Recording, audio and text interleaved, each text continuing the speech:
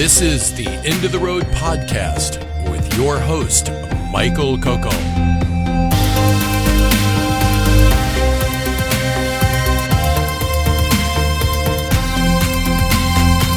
Exploring the horizons we never touch because we're already there.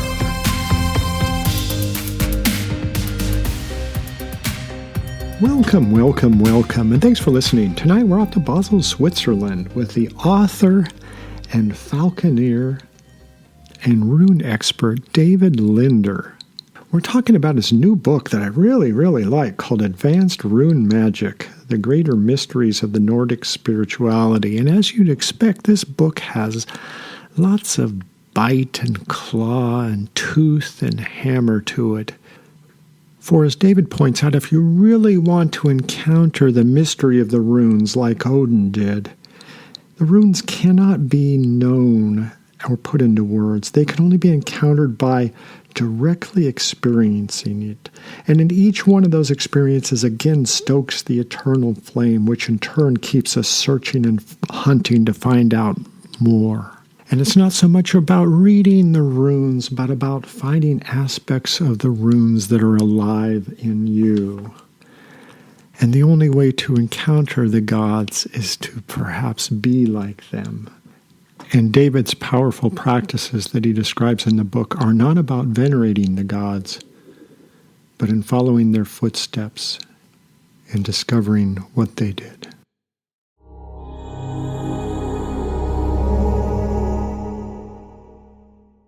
So, well, I'm imagining right now that you're like on the Swiss Alps looking out and you can see some trees in the distance or something. Is that sort of where you're at in Switzerland, or am I wrong about your milieu, so to speak? No, I live in Basel. That's in the very north. So it's right at the German border. But I mean, in Switzerland, for people living in the States, everything is right around the corner because I mean, you drive like 2 hours to get ice cream. So for us, then I'm in the mountains, no problem at all. You know, it's maybe an hour away or something like that. So, oh well, I've heard that Basel is a pretty magical city, so I'm imagining you're in the right place for that.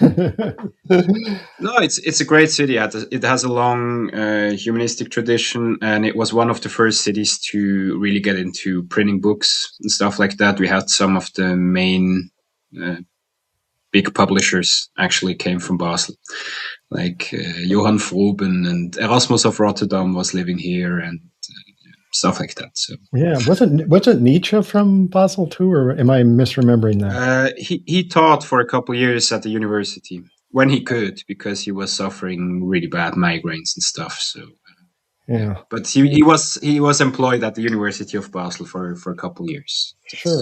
It's true. Well, let's get on to advanced rune magic now, and I think we need to start up in that big tree with the seeker Odin before the universe was created, right? Is that where our rune magic starts? Is that a good starting place? Yeah, definitely. That's where the whole story begins for me, at least. I mean, there's no classical chronology to all these stories that you find in the Eddas, but to me, that's a place where it all starts. Yeah. So Odin, you have this creation of the world that comes from nothingness. You have Ginnungagap, this huge void that is filled with potential, but nothing can ever materialize because everything is cancelled out by its opposite. You know. So then this world. Like two opposites escape. You have Muspelheim, Niflheim, that's the world of fire and the world of mist or water. And they manifest and they are kept in place by Yggdrasil. So they cannot get so far apart that they cannot interact anymore. And they're so overflowing with energy that the water starts to flow back to Ginnungagap, and the sparks from Muspelheim fly into this watery pond that starts to build up there. And from this, the first being arises, Ymir, which is like undifferentiated first giant kind of being. It's not male, it's not female, and it generates more giants out of itself. And at the same time, like right after Ymir's birth, Audumla is born, the cosmic cow, which we find in mythologies all over the world. And she starts to lick the ice that has formed on the rim of this void. And from there emerges the first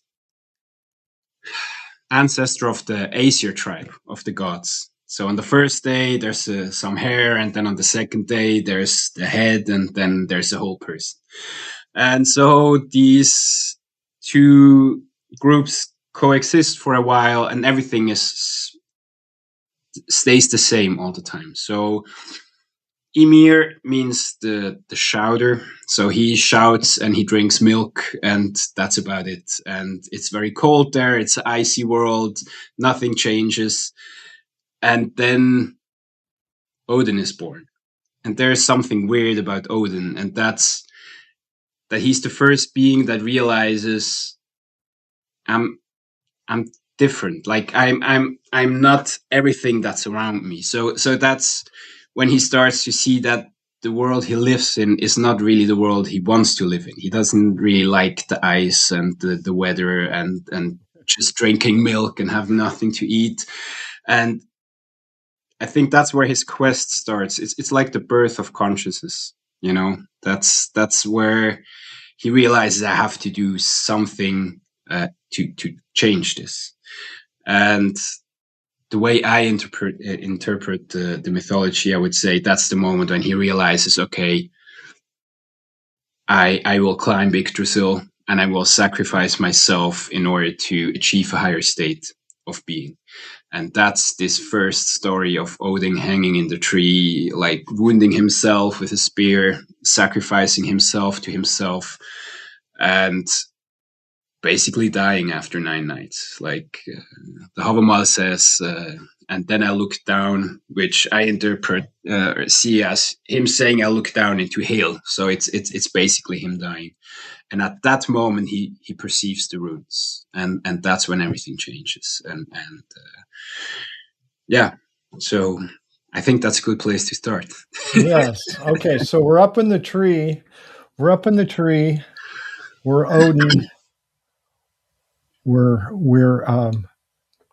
There's something that, have we given up? What are we looking for, and why do we do the sacrifice? Do you have a sense of that? I mean, this sacrifice thing. I mean, I know that's such an ancient thing, and it's probably difficult for my modern mind to get it. But what's your intuition or sense of that? Like, why is he? Do you think that's just a practice that they did that related to in olden days, or I was just trying to get a sense of that. I was trying to feel into that, actually. I think it's one of the most basic structures of ancient religion. It's very well represented in the Gebo rune, the X-shaped rune, which talks about balance and sacrifice. So the difference, I think, between dualistic religions, especially Christianity, which I know most about from these religions. There's God, which is a very supreme being, and then there's people somewhere down there, and through the grace of God, they can reconnect with the sacred, and they can be saved in a way. But that's in animistic religions like the Norse system, in my opinion, is that's not the way how you practice religion. And I wouldn't even call it a religion. That's why I usually call it a spiritual system or something like that. So in an animistic system, what you want are good relationships with the spiritual world around you. So that's on one hand your ancestors, that's the spirits that live in the trees and in the forests and in the ground, but it's always very local. It doesn't make sense to venerate some dwarf that lives on your neighbor's property. There's no point to that. And the gods are actually they're not that important in day-to-day practice as far as we can see from the sources. That's more maybe a tribal thing, but in your private practice, what you try to do is build a network of relationships with the world around you. And you do that through sacrifice. So you give something that is important to you, but then you have to get something back.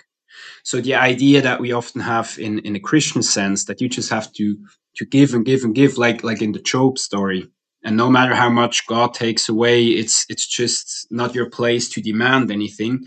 That's not how these religions work. But there always has to be an exchange. If you give something of value, you have to get something back. Otherwise, the relationship is not working. Yeah.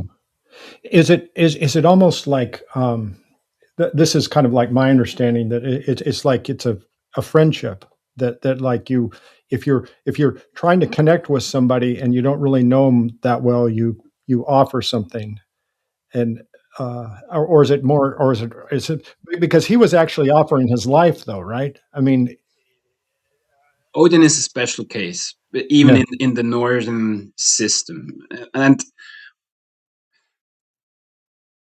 we see him as this main god because we are used to having a clear hierarchy within the spiritual world. But I think for most people, then Odin wasn't a really trustworthy god to deal with. okay, Odin in the historical sense was the god of the nobility and of the poets. But Odin's whole quest is to, because after he receives the runes, he slays Ymir and he rearranges him and he creates the 9 worlds. right. Midgard being the one that we live in, and then you have Asgard and Vanaheim where the gods reside. You have Jotunheim with the giants. Well, but before we get to that, let's stay with just Odin on the tree Sure. and the sacrifice, because because he's about dead. I mean, he is. I mean, his life is oozing out, and then that's when the mystery unfolds for him. Correct? I mean, opens up for Yeah. him. In that moment, he sees the truth or the reality or the secret behind existence. But even a god like him cannot contain that within himself, and that's, at least that's my theory, that's why it's split immediately into 24 shapes that are just smaller aspects of this whole mystery, because the mystery contains all of Ginnungagap. So it contains everything, like all the opposites, everything. And you cannot exist as an individual if you are not separate from some things. Like being you it's very important to say, this is what I am and this is what I'm not. So it's not possible to take this whole thing into one entity, and so he splits it up, or his mind splits it up in these 24 shapes, and that's my understanding of the birth of the runes.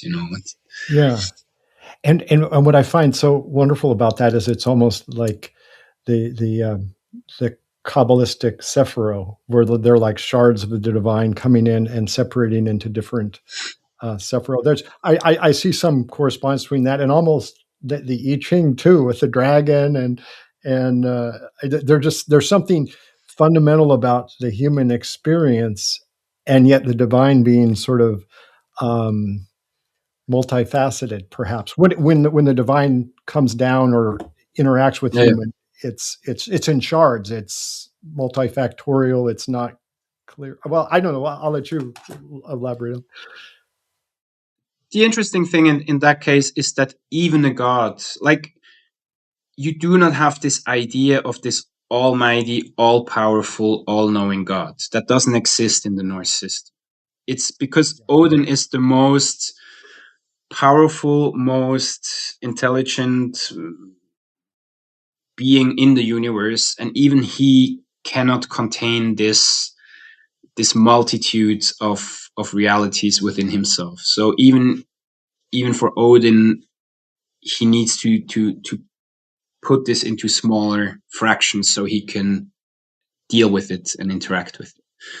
And I think that there's a huge difference between how people at the time perceived gods or spiritual beings compared to how we see it today, because they were like very powerful, very smart, much smarter and more powerful than us, but still limited in different ways. So very, this also makes much more how would you say, approachable, maybe much more, you can relate to them because they have flaws, because they aren't like all powerful, because they are struggling.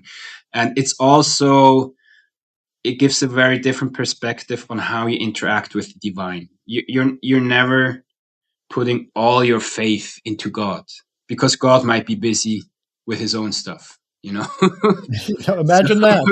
Imagine that. so this pure faith ideology doesn't really work within the Norse system, and that's one reason why I'm so attracted to it, because it really focuses on taking responsibility. That doesn't mean that you do not respect or search for the divine, but you take your own responsibility and you try to kind of prove yourself to the gods that you're actually worthy of their attention, and try to build relationships that kind, in that way. Yeah. And I think in the rune that deals with Odin later, you specifically mentioned that the whole process is to emulate Odin to get him to pay attention with him, correct? Or is that? There are many people that practice in many different ways, but that's just been my experience, that it makes much more sense to try to be like him than to venerate him. I think the Norse gods, as I experienced them at least, and the Norse spiritual entities, they're not looking for devotion. They're looking for kind of worthy partners. Yeah. So my experience was actually, whenever you connect with a being like that, usually things go pretty wrong. And if you then stick with it, and you solve whatever issue arises without like dragging your feet and complaining too much, then suddenly things start happening.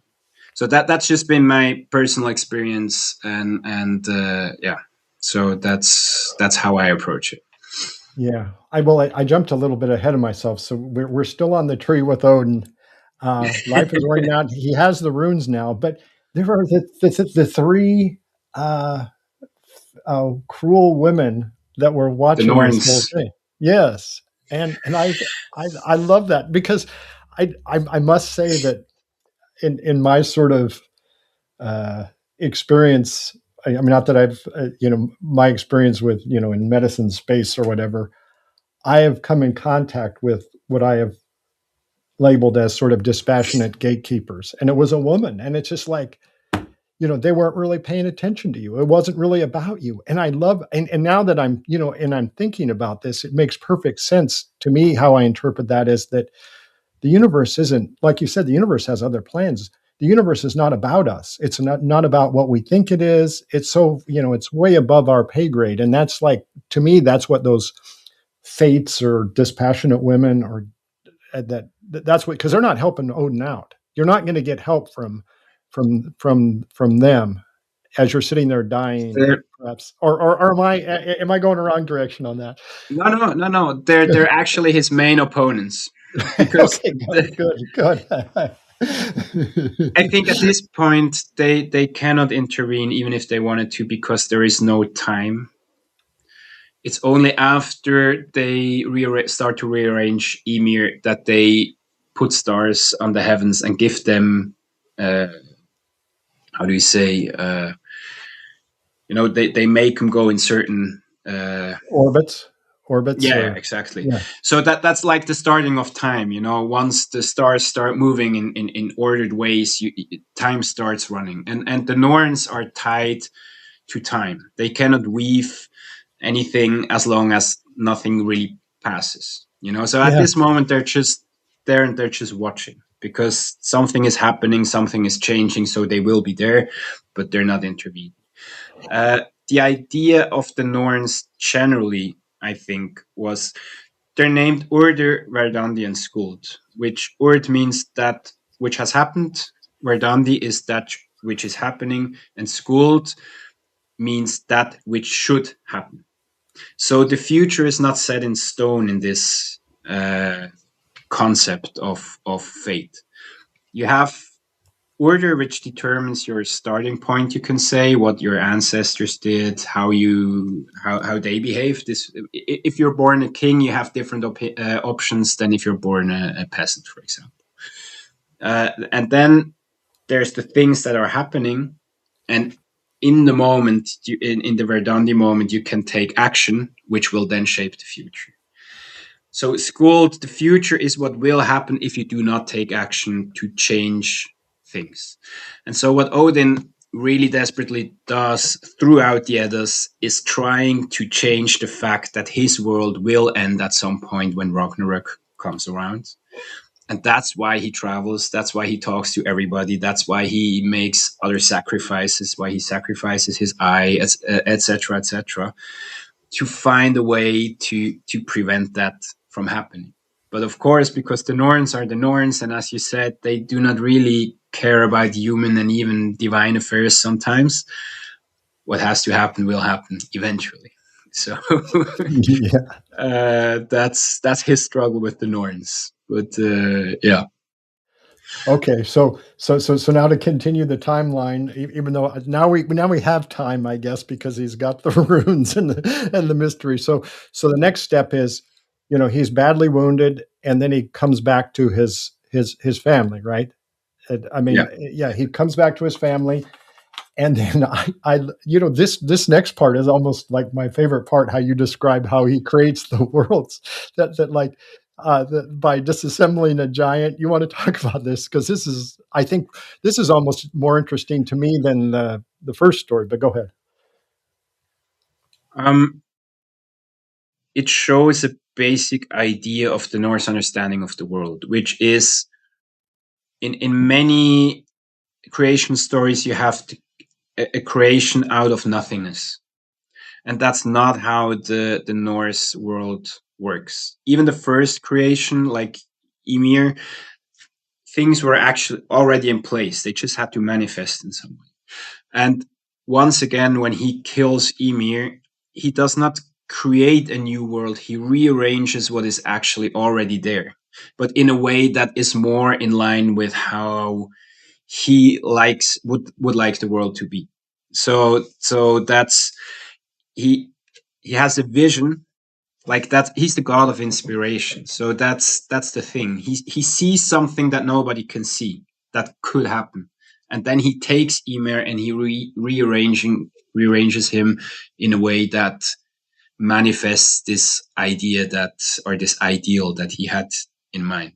And of course, it doesn't work out perfectly because that's how things go. But so his family takes him. The family takes him to this. The giant that's to his uncle. Yeah. Yeah, and then he disassembles the giant and makes the worlds and makes the forests and the land. And I mean, is that the way? Is it, or is that too literal? No, well, you have to see Odin is mostly giant.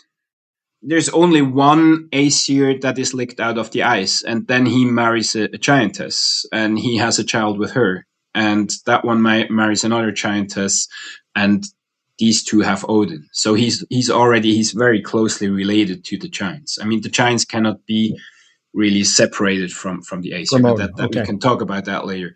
Mm-hmm.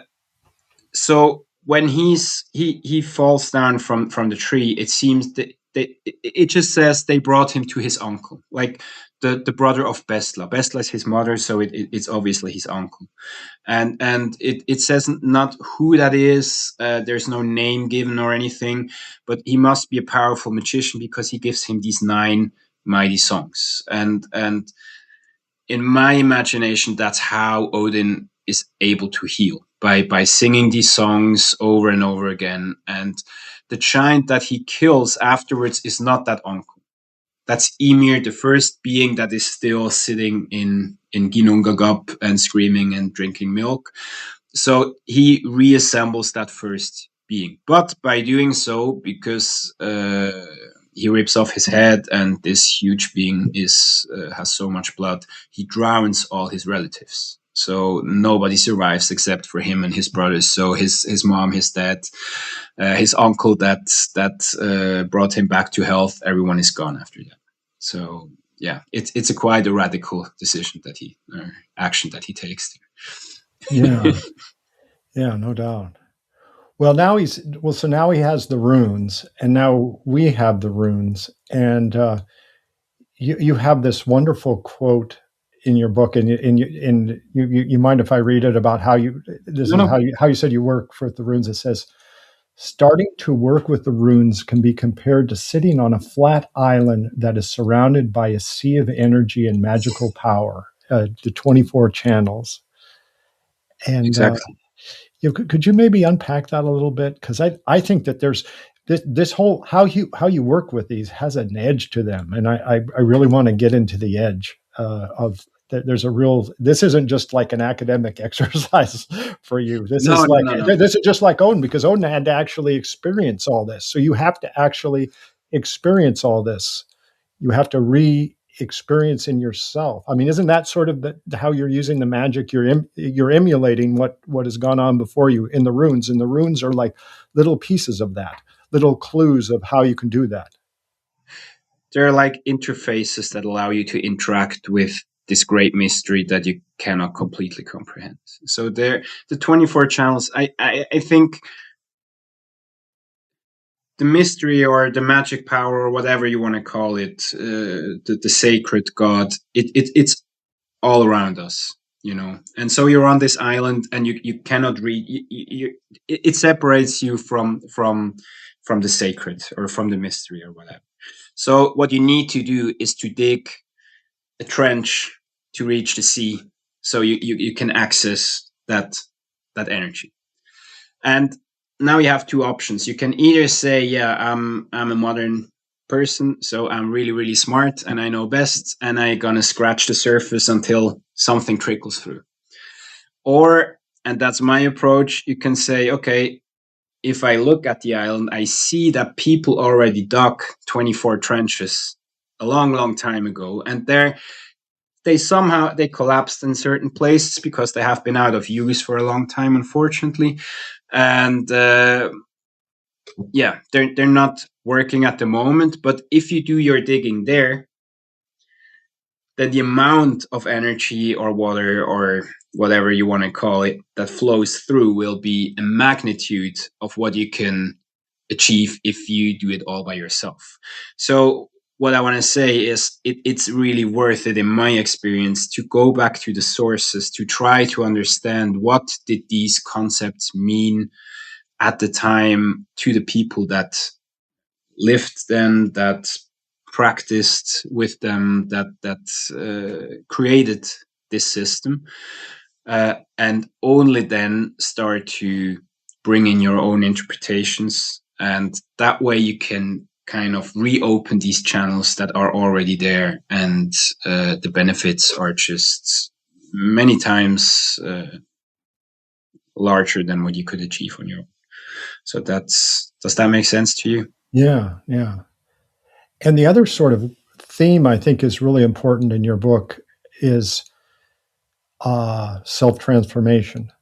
Is that, I mean, not only in what happened to Odin and everything, but that's what you're focused on in your relationship with them. This is not just, like I said, an academic exercise. You're like, there's an edge to this. You're actually out there doing it. That's how you work with them, is to do it.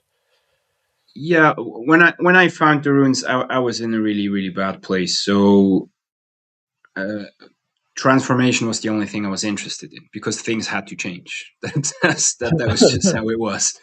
So I didn't care about, I didn't really care about magic or anything. I just wanted to reconnect with the world. I needed something that reconnected me to life, that helped me to really turn my life around. And I found the Eddas. I remember I had the Edda when I saw the first few episodes of Vikings, I think. And I took the Edda and I read the whole thing, and I was like, there were these giants and the gods and the dwarfs and Thor bashing them over the head with his hammer, and I was like, yeah, that makes total sense to me. And so I started digging and trying to find out why. And I realized that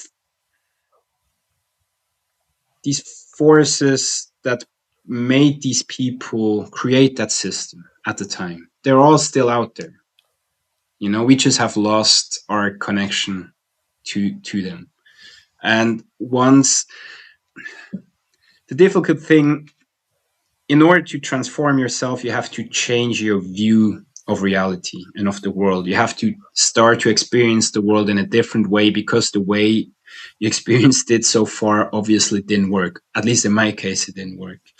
And that's where self-transformation becomes so important. There has to be a fundamental change in how you perceive yourself, the world, the people around you, and everything. And the animistic idea is that the universe itself is alive. And that gives you the chance to interact with it, to communicate with it. So you can put something out there and something will come back. And if you act on it, then transformation can happen. And that's how I approached it through all these years. And the effects were mind-blowing, to be honest. Could you give us some examples? And the book is filled with practical examples of how you have used the runes, or how you could use the runes, from everything to lighting fires out in the woods to, I mean, do you want to just kind of riff on that? What's some of the things that have changed your life and how you've implemented it?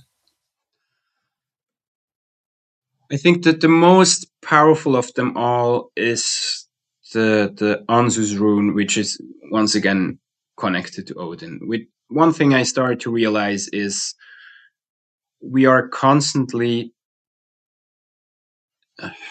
explaining the world to ourselves. So there's a constant narrator in our head that tells us how the world is, who we are, who other people are, and how things work. So if you want to change the world or your perception of the world, you just have to change the narrative. So, and you can observe that with very small things. For example, if one thing that always made me go crazy was like standing in line at the grocery store, and you have this old woman in front that pays her whole all the stuff that she bought with small coins, and it takes forever. And it's Friday evening and you just want to go home and you're like, you're dying inside. So what you're telling yourself is, this is a horrible person and she's just like trying to make my life harder. And so you leave this store very angry and very unhappy. There's another story you could tell yourself, which is, it is really sad that this woman has no one to talk to and therefore has to collect all her coins during the week so she can talk for 5 extra minutes with someone at the cash register. Sure. You leave the store in a very different mood, So this is just a very, very small, very everyday example of how a little change within the way you tell yourself the story of your life or of the world can have a huge difference in how you experience it. And so that's how I try to practice, to really get results that lead to something.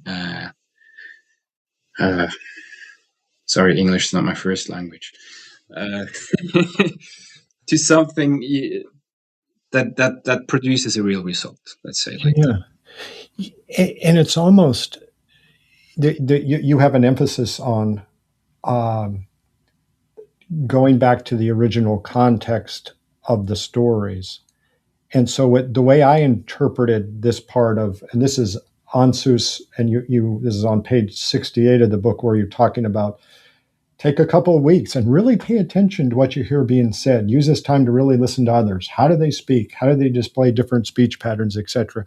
But it's almost like, to take it one step further in the book, you talk about, well, you talked about the beginning of time, and sort of the elemental forces that you described. You described fire and mist and water going through, and then Odin there.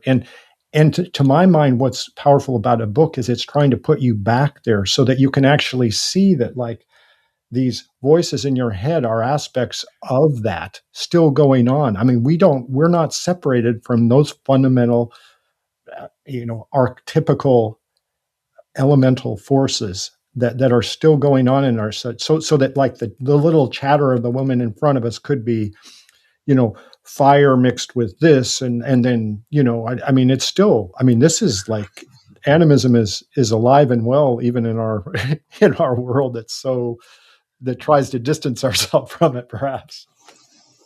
Yeah, I think we have lost that connection. It's very unfortunate, because we have lost the connection to our roots, and we have lost our understanding of our place in the universe.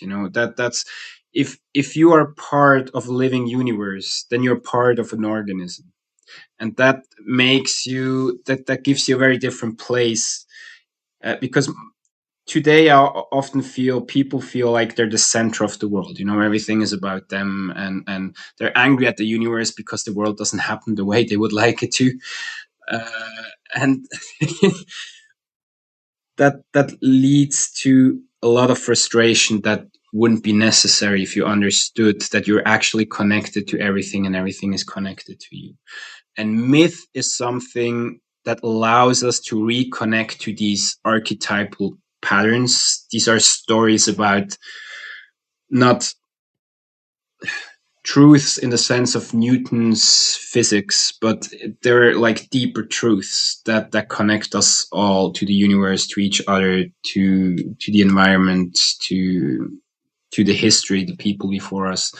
And it's very unfortunate that we lost that connection, because and I think through the retelling of these stories, you can reconnect with some of these aspects, at least, and rediscover them within yourself. And once they start to awaken, they want to manifest, and they will bring changes to your life. And that's where story and storytelling is so powerful, I think. Yeah. So could you, we talked a little bit about this particular, and your book is set out that you talk about all the different runes, and then you give examples of how you can work with the runes, perhaps very practical examples. And maybe we talked a little bit about answers. Is there anyone other runes you would like to talk about, sort of your practices? For example, I mean, that's associated with Odin. Is that, I mean, the one associated with Thor perhaps might be an easier one. I think you described Thor as more approachable than Odin, perhaps, or again, I'm going to leave this up to you. You can go whichever direction you want, but just how could you maybe give some examples on that you set out in your book of how people can work with these runes and embody them, perhaps? I don't know if that's the right word, but that's kind of what it means to me. Well, Thor, for example, is very connected to Thurisas, the third rune, which stands for thorn, Right. and this also represents the giants. So you often have this within runes. There's a lot of tension. So you have Thor on the one side, which is the structured force, the protector of the earth and of humanity. And you have the giants on the other hand, which are the chaotic forces in this world, like the ones that are really uncontrollable. I mean, you can something like an avalanche or an earthquake, or within the personal space or the personal psychology, you can say like stuff like uncontrollable anger, for example, would be a giant thing. This kind of yeah, exactly. So in order to reconnect with that, you need to reconnect with both of them. I mean, Thor is a god, so their sacrifice is probably the way to go. You do a ritual or a couple rituals for Thor. You bring him some meat. You reconnect. The first thing is always try to find out as much as you can about him from the sources, so you get a feeling for what he represents to you, because the thing we have to understand, a rune does not mean exactly the same thing to every person.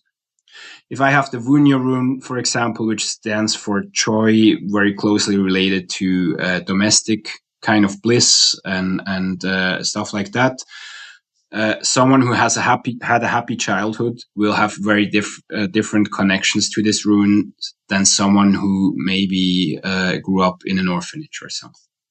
So we always have to find, what does this rune. There's a basic meaning behind it, but there's also an individual aspect to it. So first do your research, see who is Thor, how can I connect with him.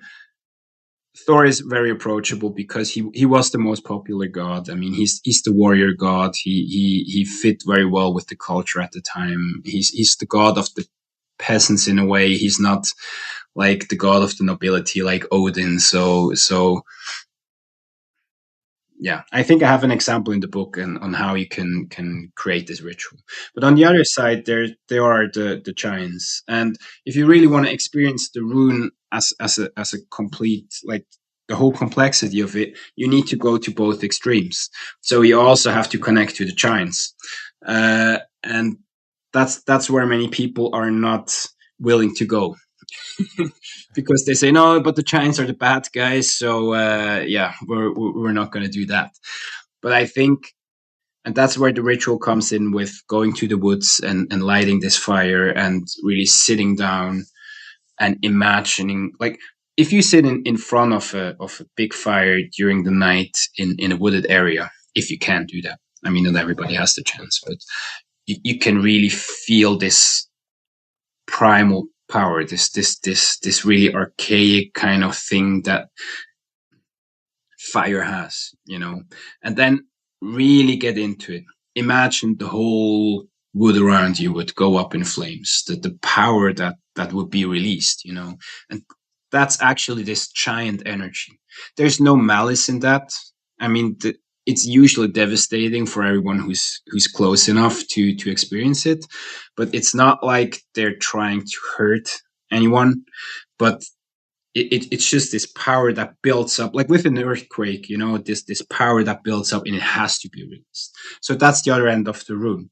So now you have these two poles. You have this god that fights for order and that tries to protect you whenever he can, and on the other side you have these giants that are just uncontrollable forces of nature, and that's the field that this rune covers, and then you have to see in your personal life where you can apply this kind of force, or you can try to see patterns in your behavior that are linked to that force if you want to change them, for example. If there's too much giant energy, maybe you should try to move it to the Thor side a little bit. And if everything is too ordered, maybe it's time to move to the other side for a while. Because in the end, self-transformation has a lot to do, I think, with becoming a complete person. And that means accepting the light parts and the dark parts. And that's where I really like the runes, because usually they have both aspects within each single stave or shape. Yeah. There's something about what you said in the self-transformation, I think, reminded me of the Odin story, that after he had the encounter with the runes, the mystery, the numinous, he brings it back to Earth and then creates something with it. And that seems to be something that you're kind of focused on as well. It's so in bringing something out with the runes into this world of change, of transformation. And I've said it's just not an academic exercise, but that's really how the runes are worked with, by actually bringing something to life, just like Odin did. That's my goal with it. I mean, you can do it as a completely intellectual exercise. I mean, there's a lot of academia to be found about the topic, and a lot of history, and that's all valuable. But for me personally, the only thing that counts is that in the end, you profit for yourself, and you have something that you can pass on to others. I mean, that's maybe Odin has some links to shamanistic traditions. And there, if you look at shamanistic travels, it's usually someone who enters different states of consciousness, and they travel unknown territory, and they find something there that they can bring back to their tribe, which profits everybody. It's like something for healing, or some insight, or something like that. And for me, that's an essential part. It cannot be only for me. It should be something that I can pass on. That's actually why I wrote the book in the end, because I realized I had understood a lot of these concepts, but I wanted to formulate them in a way that other people could relate to them too, and could experience or have similar experiences. Of course, they will not have exactly the same ones, but yeah.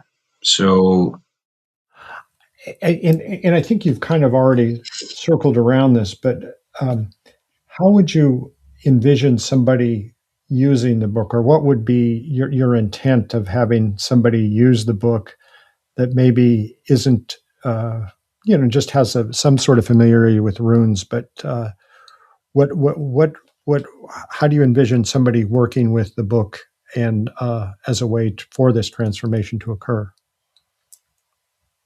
well,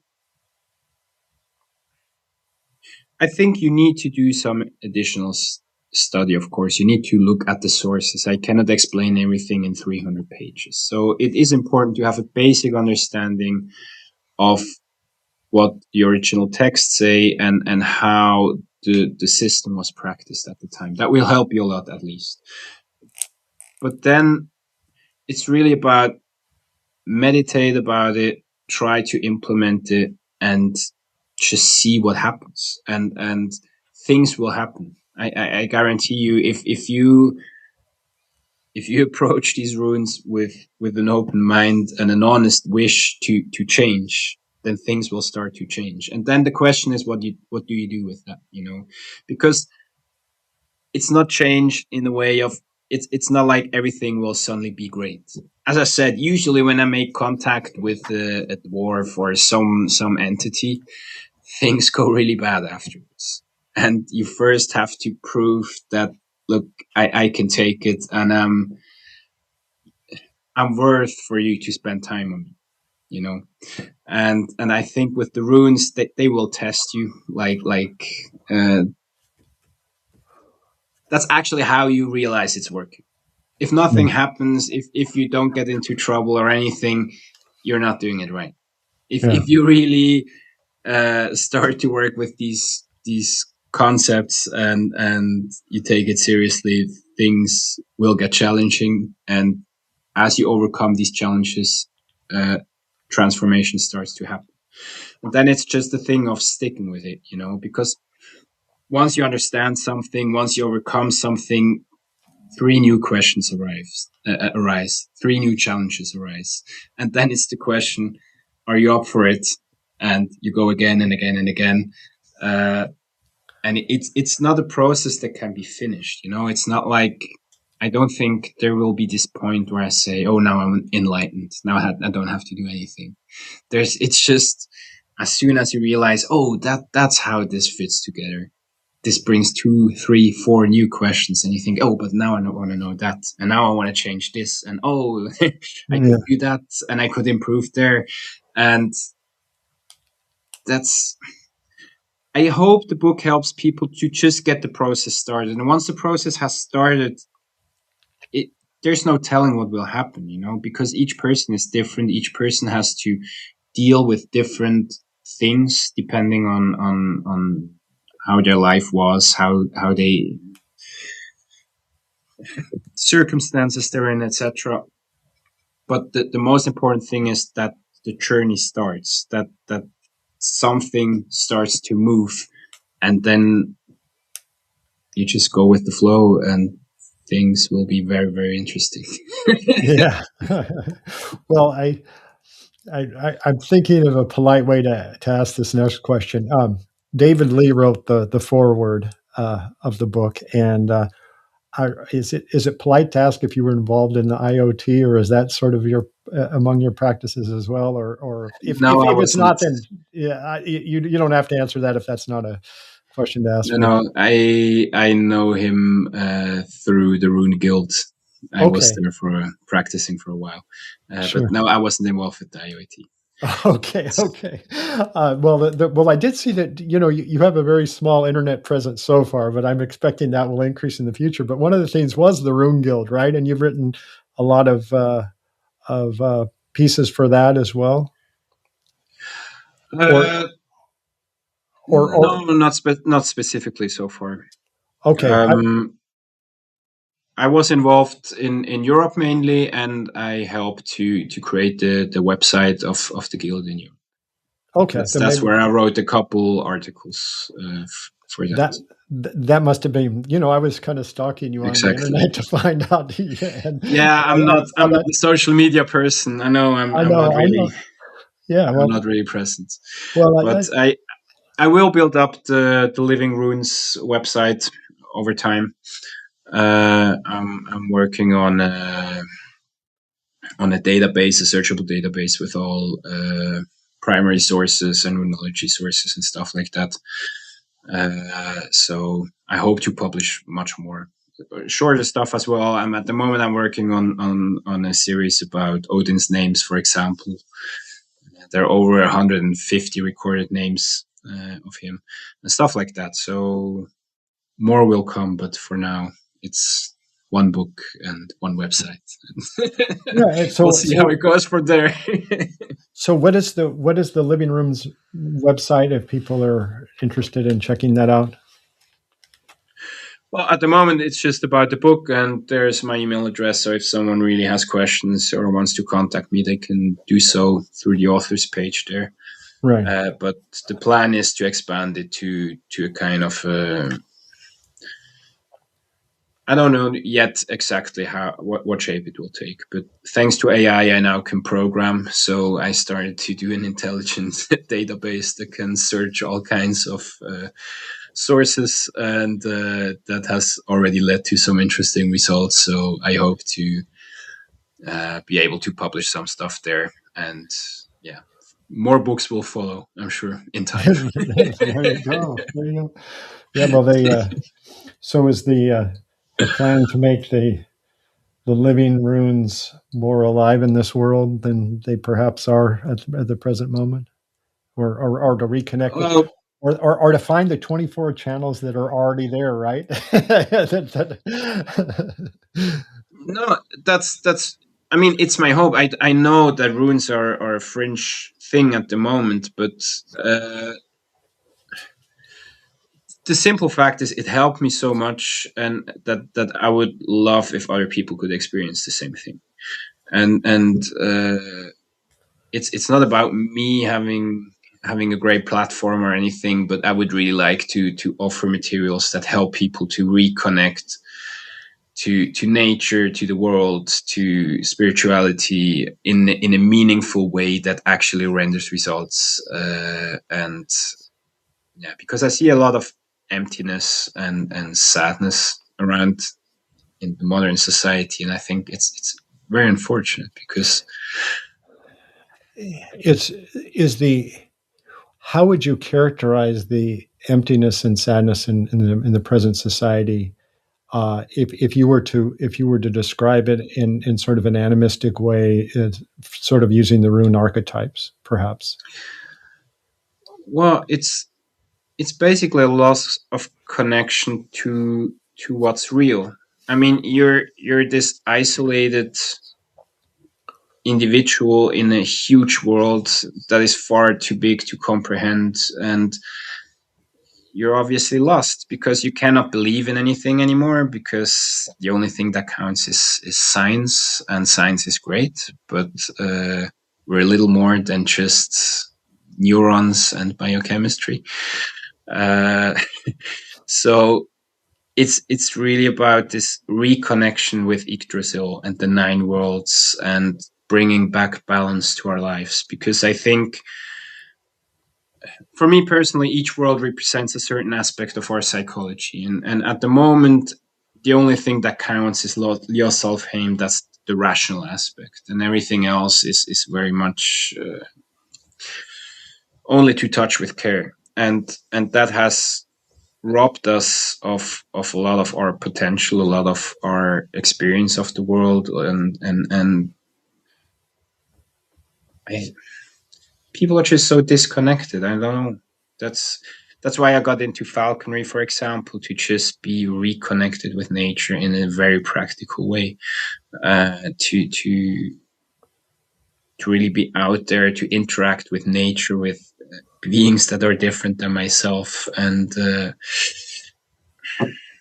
I think most people have lost that, and this whole social media world, it's just not real. You don't go on holiday anymore to have a nice holiday, but to take a nice picture so people are envious of where you've been, and that's just not a good place to be in, because the world is such a beautiful place, and we're missing it, because we're just staring at our phones and trying to present a facade that's not even real. And I think that's where it comes from. And I think for me, the runes and the animistic experience, it's just all about being real and experiencing the real world, and stripping away the stuff that is just not necessary. So that's the best I can say. Okay. Well, I just have one more question, unless you have some areas you'd want to go into, but about do you have any sort of daily practices that work with the runes? Or you mentioned falconry, but just anything along those lines that you do to bring you back into connection with a vital connection to nature, or however you want to describe it.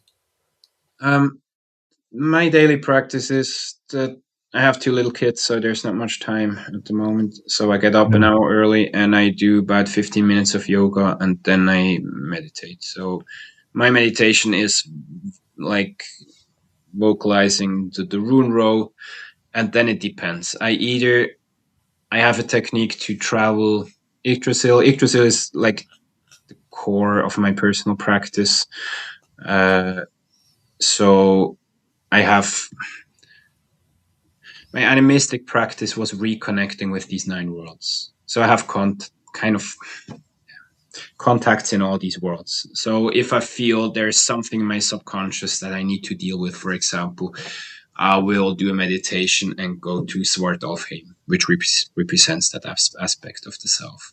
If I need inspiration for a problem to solve, then I will travel to Asgard, because that's the home of inspiration. If I feel I'm disconnected, I will go to Vanaheim, which is not the manifestation of the natural world. So that's how I start the day. Then the other thing I do on a bi-weekly basis, like on every full moon and every new moon, is on the new moon I do a meat ceremony for the ancestors and the spirits, and on the full moons I do a meat working for the goddess. I see the goddess as like the triple goddess, like the mother, the young woman, and the crone. So in our tradition, that would be Freya, Frigga, and for me it's Nerthus, or you could use Hel for that. So that's the things I do on a very regular basis. But then I do stuff depending on the situation, just yeah. And falconry, for example, that's just an ongoing thing. I just needed to do that because it was my way of reconnecting with the tradition of my ancestors, because I'm flying a goshawk, and we know that people hunted here with goshawks for, I think, since about the 4th century. We have archaeological evidence of graves with goshawk skeletons in it, and falconry equipment. We have mentions in the earliest law texts that already have fines for stealing a goshawk from someone's aviary and stuff like that. We know from edicts from the church who complained that the nobles would bring their falcons to church on Sunday in the 6th century. So we know it's something that was very established here. And that's, for me, that's the way to reconnect with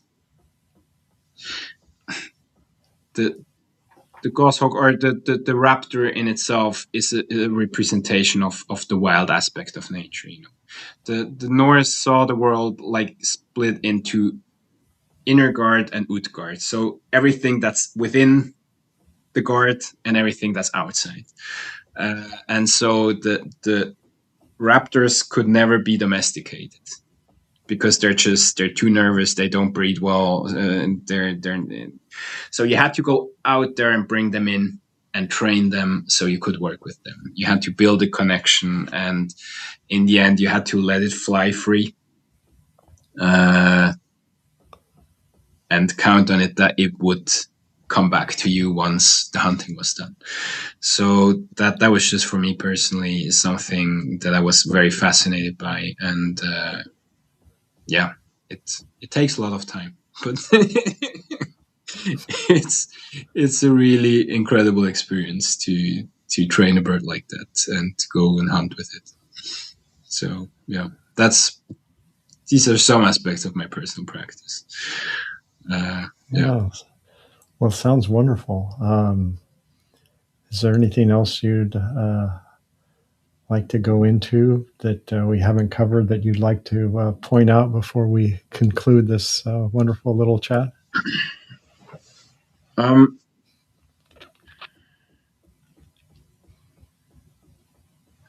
think it's really, I cannot point out enough how important this idea of Yggdrasil and these 9 worlds is actually, because I didn't realize it at the time, but my practice started by building a shrine.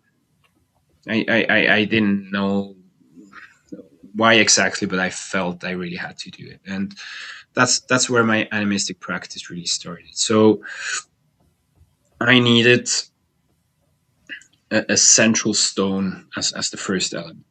And I went, I didn't know where to start. And then I remembered, it's a shrine for the ancestors and the whites. So that's the spirits that live in the ground and trees and stuff.